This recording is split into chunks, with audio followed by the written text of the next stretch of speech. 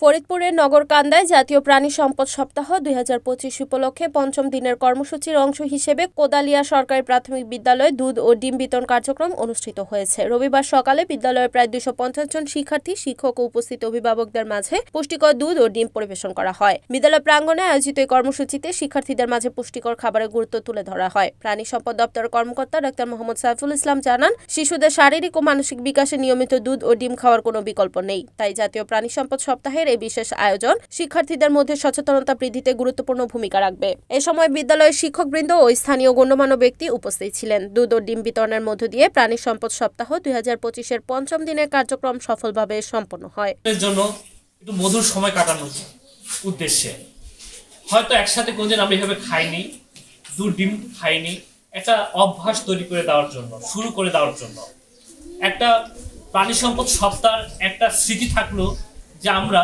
কোদালিয়া সরকারি প্রাথমিক বিদ্যালয়ে ২৩৪ জন ছাত্রছাত্রী এবং আমরা কয়েকজন অতিথি মিলে একসাথে খেয়েছি কিছু খাবার।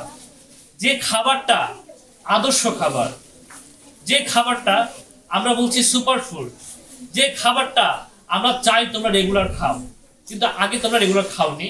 আমরা একটা অভ্যাসে পরিণত করে দিতে চাই, কারণ সুস্থ দেহ সুন্দর মন সবসময় আমাদের দরকার সামনের দিকে এগিয়ে চলার জন্য। আমাদের জাতিকে মেধাবী জাতি করতে হলে মেধাবী স্টুডেন্ট দরকার। এই দুধেই ল্যাকটোজ আছে, যে ল্যাকটোজটা আমাদের মেধা, আমাদের ব্রেনকে শার্প করতে, এনার্জি দিতে সাহায্য করে।